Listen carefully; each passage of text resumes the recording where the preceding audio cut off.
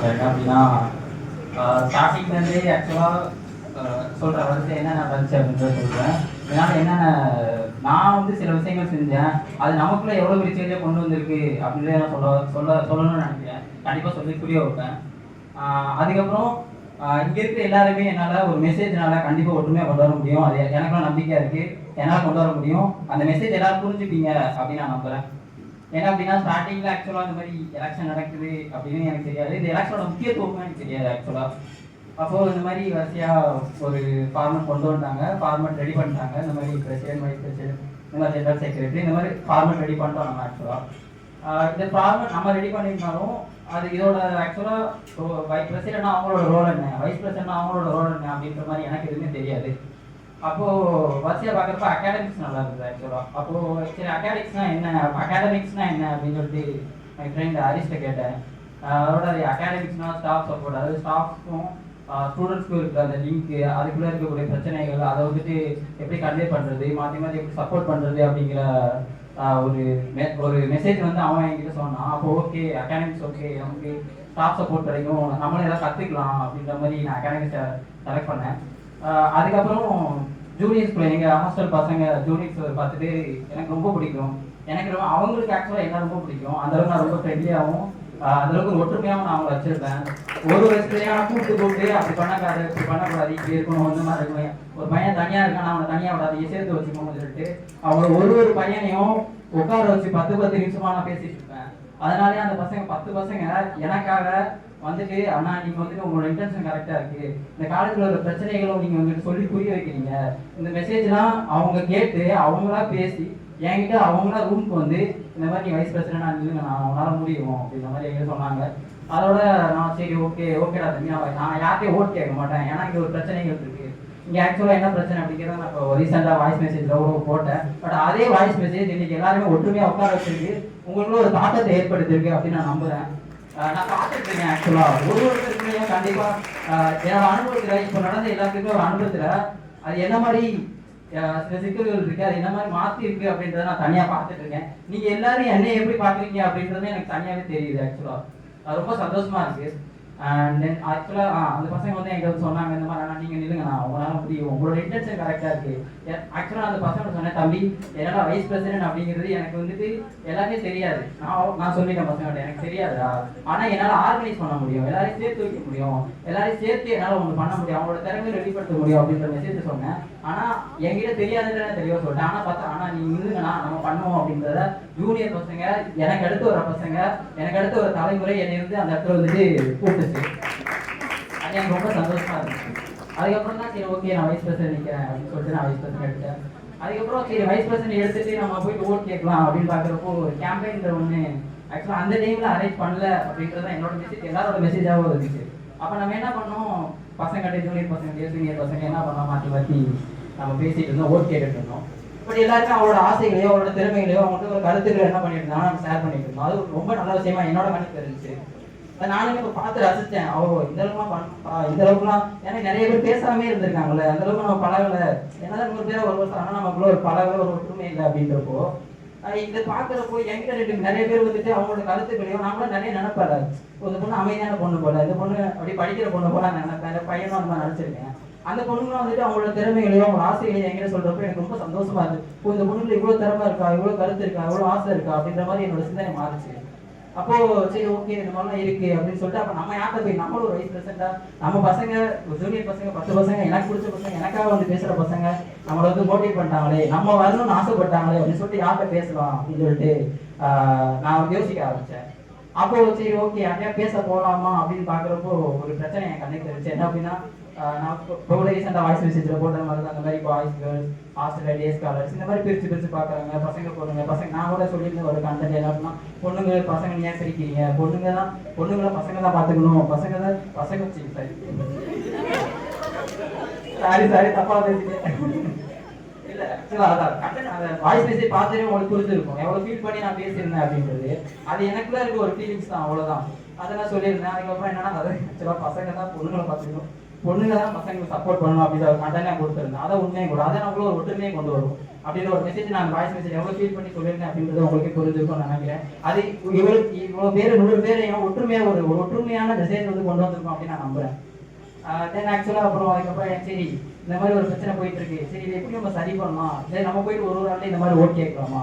ஆனால் நான் யோசிச்சேன் எத்தனை பேருக்கு நம்மளால போயிட்டு ஒரு ஆள்கிட்ட போய் ஓட்டு கேட்க முடியும், அவங்க புரிஞ்சுப்பாங்களா. ஏன்னா ஆக்சுவலாக இங்கே என்ன பிரச்சனை அப்படின்னா நம்ம ஆல்ரெடி நான் இருக்கேன், என்னோட ஃப்ரெண்ட்ஸ் ஒரு 10 பேர் இருக்காங்க, அந்த 10 பேர் என்னோட ஆல்ரெடி ஃபிக்ஸ் பண்ணிட்டாங்க.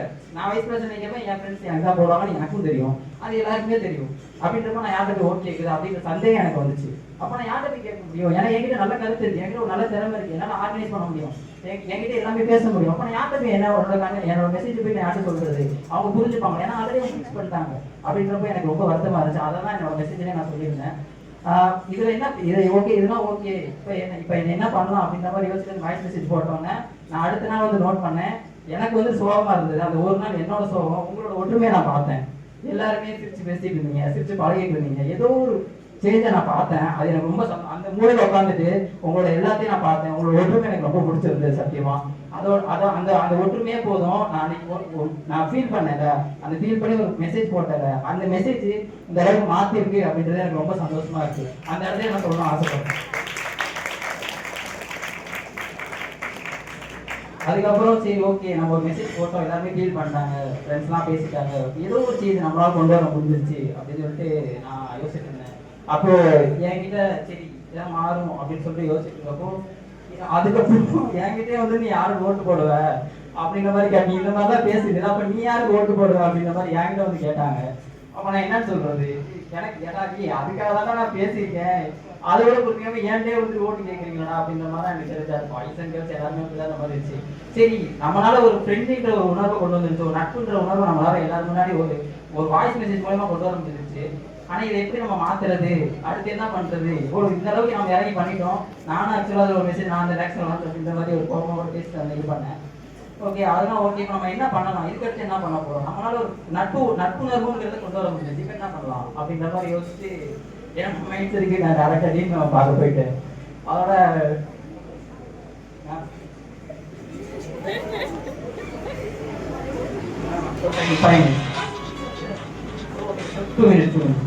அதுக்கப்புறம் நான் டீம் நம்ம ஆக்சுவலா பார்க்க போனேன்.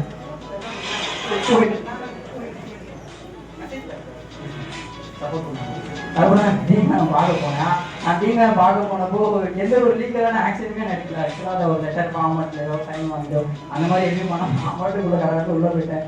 டீம் நம்ம ஏதோ ஒரு ப்ரெஷரில் இருந்திருக்காங்க, பட் ஆக்சுவலாக எனக்கு தெரியாது. அப்புறம் டீம் உள்ள போனோம்னா திட்டி விட்டாங்க. ஆக்சுவலாக வாட்டராக அதிகம் போடுவாங்க, அன்னைக்கு நான் பார்த்தேன்.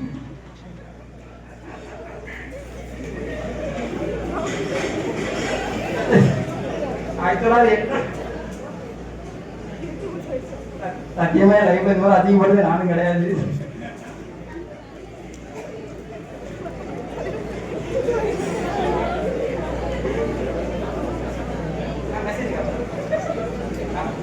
இல்ல எனக்கு டீம் மேம் ஆக்சுவலா கோவம் இல்லை. ஏன் அப்படின்னா என்கிட்ட ஒரு மெசேஜ் இருக்கு, நான் அந்த மெசேஜ் தான் எல்லாரும் புரிய வைக்கணும் அப்படின்னு நான் பேசிட்டு எவ்வளோ கட்டிட்டு இருக்கேன். கொஞ்சம் புரிஞ்சுக்கோங்க, சப்போர்ட் பண்ணுங்க, அவ்வளோதான். ஓகே இப்போ நான் வந்து டீம் மேம் போய் பார்க்க போனேன், டீம் மேம் போகாம பேசிட்டாங்க.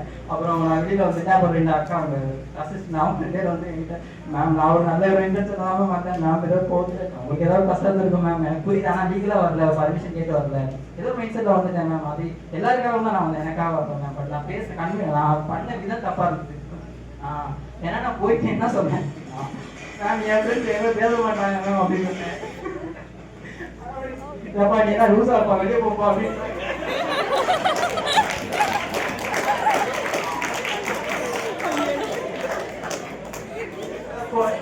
குழந்தை வந்து பேசுற மாதிரி பேசுறேன், இது வெளியே போப்பா இருக்கிறது ஏப்பா நீ வேற. எனக்கு ஆக்சுவலா நான் என்னோட தப்பு எனக்கு அவங்க திட்டப்ப எனக்கு புரிஞ்சது, நம்ம தப்பு பண்ணிட்டோம், நம்ம கன்வே பண்ண விதம் தப்பா இருந்தது, நம்ம அது மாதிரி கரெக்டான ஒரு மரியாதை அவங்க கொடுக்குறாங்க. நான் உள்ள போனா டீம் வந்து சொல்லுப்பான்னு சொன்னாங்க. நீ எப்படி உள்ள வந்த, யாரை கேட்ட உள்ள வந்து என்ன சொல்ற, டீம் சொல்லுப்பான்னு சொல்லிட்டு என்னோட மெசேஜை பார்த்துட்டு தான் நான் தப்பா பேச வந்துட்டோம்னு சொல்லிட்டு போவோம் தான் உங்களோட கண்ணாங்க தெரிஞ்சிருந்தேன். அதே நான் ஃபீல் பண்ணிட்டேன். ஆக்சுவலாக ஃபீல் பண்ணிட்டு இதே பற்றி யோசிச்சிட்டே இருந்தேன். அதுக்கப்புறம் சரி நம்ம தப்பு பண்ணிட்டோம், ஆனால் நம்ம பண்ண இன்டென்ஷன் கரெக்டு, நம்ம கன்வே பண்ண விதமும் தப்பு, நம்ம மேல தப்பு இருக்கு. ஆனா நம்ம இன்டென்ஷன் கரெக்டா இருக்குல்ல. இது ஏதோ ஒன்று சொல்ல போகுது, இது ஏதோ ஒன்று எனக்கு வந்து ஒரு மெசேஜ் கொடுக்க போகுது. இதனால வந்துட்டு ஏன்னா நான் வந்து இன்டென்ஷன் என்னோட இன்டென்ஷன் கரெக்ட், என்னால சரி பண்ணணும் அப்படின்ற ஒரு ஆசை மட்டும் தான் எனக்கு இருந்துச்சு. அதுக்காக தான் நான் ஓட ஆரம்பிச்சேன் ஆக்சுவலா. அப்போ இதோட நிப்பாடிடக்கூடாது அப்படின்னு சொல்லிட்டு நான் என்ன பண்ணேன், ஒரு 8 மணிக்கு கூட ஹாஸ்டல்ல பிரவீன் சார் இருக்காங்க, அதை நான் பிரவீன் சார் பேச போனேன். அப்போ பிரவீன் சார் இந்த மாதிரி நான் ஒரு தப்பு பண்ணிட்டேன், அதை எப்படி சரி பண்றதுன்னு தெரியல, நான் அந்த மாதிரி ஆரம்பிச்சு விட்டேன். ஆனா என்னால பசங்களுக்குள்ள ஒரு நட்புணர்வை கொண்டு வந்து முடிஞ்சிச்சு, இவங்களுக்கு ஒரு ஒற்றுமையை என்னால் பார்க்க முடிஞ்சிச்சு. ஆனால் இது இதோட முடியுமா அப்படின்னு எனக்கு தெரியல சார், இதுக்கு நான் என்ன சார் பண்ணலாம் அப்படின்ற மாதிரி நான் சார்கிட்ட கேட்டேன். அதோட சார் வந்துட்டு அவங்க என்ன சொன்னாங்கன்னா, ஆக்சுவலாக அதுக்கு முன்னாடி என்னோட ஃப்ரெண்ட்ஸ் ஒரு 3:30 போல என் கூட டீ சாப் இந்த மாதிரி அந்த ஃப்ரெண்ட்ஸ்லாம் என்ன சொன்னாங்கன்னா, நீ எதுக்கு தேவையில்லாம தரையில்லை, நீ எனக்கு ஒரு வாய்ஸ் மெசேஜ் அவ்வளோ ஃபீல் பண்ணி போட்டியே, இந்த அளவு என்னதான் நான் ஒரு நாள் ஒரு சின்ன சேஞ்ச் பண்ணுற முடிஞ்சாலும் பெரிய அளவு மாற்றத்தை கொண்டு வர முடிஞ்சா அப்படின்னு எனக்கு கேட்டாங்க. அதே மாதிரி பிரவீன் சாரும் என்னோட நல்லதுக்காக சொன்னாங்க, பட் எனக்கு அது புரிஞ்சு. ஆனா சார் வந்துட்டு எல்லாத்தையுமே நல்ல விதமா சொன்னாலும் ஒரு மெசேஜ் வந்துட்டு ஒரு நாள் பண்ண முடியாதுன்றப்போ இது இறங்குறப்போ உனக்கு தானே கெட்ட பேர் வருது அப்படின்ற மாதிரி சின்னதா ஒரு மெசேஜ் கொடுத்தாங்க. அது எனக்கு பொறுத்த வரைக்கும் என்னோட அட்வைஸ் எனக்காக தான் பேசினாங்கிறது எனக்கு தெளிவா தெரியும், அதை நான் யாருமே குறை சொல்ல விரும்பல. ஆனா இதனால என்ன சேஞ்ச் கொண்டு வர முடியும் அப்படின்ற மாதிரி சார் ஒரு கேள்வி கொடுத்துட்டு எனக்கும் அட்வைஸ் பண்ணிட்டு என்னோட லைஃப் எப்படி இருந்துச்சுன்றதை நான் சார் சொல்லிட்டு எனக்கு தேவையான ஒரு உதவியும் சார்ட்ட கேட்டு நான் வந்துட்டேன். எனக்கு அந்த இடத்துல எனக்கு பிரவீன் சார் ரொம்ப பிடிக்கும், எனக்கு பெரிய கைத்தலை பிடிக்கும். ஆக்சுவலாக எனக்கு பிரவீன் சார் ஆக்சுவலாக எனக்கு ஒரு ஸ்டாஃப் கிடையாது, என்னோட என் ஹாஸ்டலில் இருக்கக்கூடிய ஒரு ரூம்மேட்டை நான் பார்க்குறேன், என் ஃப்ரெண்டாக நான். Thank you sir. அதேனா ஓகே மெசேஜ் பார்த்தேன். ஆக்சுவலாக இப்போ இதெல்லாம் பார்க்குறோம், ரொம்ப நேரம் பேசிட்டு இருக்கேன், பட் ஒரு மெசேஜ் இருக்கு அவ்வளோதான். ஓகே அதுக்கப்புறம் நான் வந்துட்டேன், சரி என்ன பண்ணலாம் அப்படின்னு தூங்க சின்னதாக இந்த இடத்துல எல்லாருமே கொஞ்சம் கவனமாக கேளுங்க தயவு செஞ்சு ப்ளீஸ். இவ்வளோ நேரம் பேசிட்டேன், நான் நைட்டு போய் தூங்க போயிட்டேன். தூங்க போகிறப்போ எனக்கு தோடிட்டே இருந்துச்சு, சரி இவ்வளோ தூரம் ஆரம்பிச்சிட்டோம், இது வந்து நம்ம என்ன கற்றுக்க வரோம், நம்ம என்ன சொல்ல போகிறோம் இந்த மாதிரி யோசிச்சே இருந்தேன். நான் அப்போ நான் ஆக்சுவலாக ஏதாச்சும் ஒரு பிரச்சனை எங்கள் அம்மா கிட்ட கால் பண்ணுவேன். ஆனால் எங்கள் அம்மா கிட்ட கால் பண்ணுறப்போ நிறைய பேர் என்ன பண்ணாங்க, நீ எதுக்கு தேவையில்லாம பண்ண, நீ படிக்க வந்திருக்கு அப்படின்ற மாதிரி ஏதாவது சொல்லிட்டே இருந்தாங்க. அதோட நான் எங்கள் அம்மா கிட்ட கால் தூங்கிட்டேன். ஆக்சுவலாக சீரியஸாக நடந்தது, உண்மையாக நடந்தது. இதுல எந்த பொய்யும் கிடையாது, இது எந்த இதுவும் கிடையாது. என்னோட தாட்டி, என்னோட சிந்தனை, என்னோட யோசனை அதோட இருக்கலாம், இல்லை என்னை ஏதோ ஒன்று கொண்டு போகிற மாதிரி ஒரு தாட்டா இருக்கு. அது என்னன்றது நான் தெளிவாக சொல்றேன். நான் தூங்க ஆரம்பிச்சிட்டேன். ஆக்சுவலாக சோகத்தோட அப்படியே தூங்குறேன். தூங்குறப்ப எனக்கு ஒரு கனவு வருது. என்ன அப்படின்னா, நீ இவ்வளவு தூரம் இறங்கிட்ட, சீரியஸா சொல்ற, இது பொய் கிடையாது, உண்மையான விஷயம், எல்லாருமே நீ சப்போர்ட் பண்ணுங்க. அதுக்கப்புறம் என்னன்னா தூங்க ஆரம்பிச்சேன். நீ இவ்வளவு தூரம் பண்ணிட்ட, உன்னோட இன்டென்ஷன் கரெக்டா இருக்கு, ஆனா நீ எதுக்காக பண்ண, இது நீ வந்து என்ன பண்ண அப்படின்னா, அன்னைக்கு ஒரு மெசேஜ் என்ன பேசிட்ட அப்படின்னா, ஓட்டர்ஸ்க்காக பேசியிருந்த. நீங்க ஏன் அப்படி ஓட்டர் பிரிக்கிறீங்க, எல்லாருக்காக பாருங்க, அவங்களோட திறமையில பாருங்க, அவங்களோட ஆசையை பாருங்க, அவங்களுக்கு ஒற்றுமையை பாருங்க, என்ன கொண்டு வரலான்றத பாருங்க அப்படின்ற மாதிரி நான் என்னோட சைடுன்னு சொல்லியிருந்தேன். ஆனா அன்னைக்கு பேச நான் ஓட்டர்ஸ்க்காக, அப்போ நீ காம்படிட்டர்ஸ்க்காக நீ என்ன பேசின அப்படின்ற கேள்வி என்னோட தூக்கத்துல எனக்கு தெரிஞ்சு. நான் யோசிச்சேன், தூக்கத்துல அந்த காம்படிட்டர்ஸ்க்காக நம்ம என்ன பண்ண போறோம் அப்படின்றது, அதை எப்படி ஆர்வப்படுத்தும் அப்படின்னு ஒரு கனவோட நான் இருந்தேன். இப்போ என்ன அப்படின்னா, நான் காம்படிட்டர்ஸ்க்காக என்ன பேசணும் அப்படின்னா, இப்போ நமக்குள்ளே செல்ஃப் ஓட்டுன்னு ஒன்று இருக்கு. அதாவது என்னோட ஓட்டை என் ஃப்ரெண்டுக்காக எதுக்கு பேச போனா, நாங்கள் டீமாக கூட்டுவாங்க, நம்ம உட்காந்து பேசலான்ற மாதிரி நான் வீட்டில் பேச போனேன். பட் அதை பற்றி நான் பேசவே இல்லை சார்ட்ட. ஆனால் டீமாக வாண்டதான் வந்துட்டாங்க.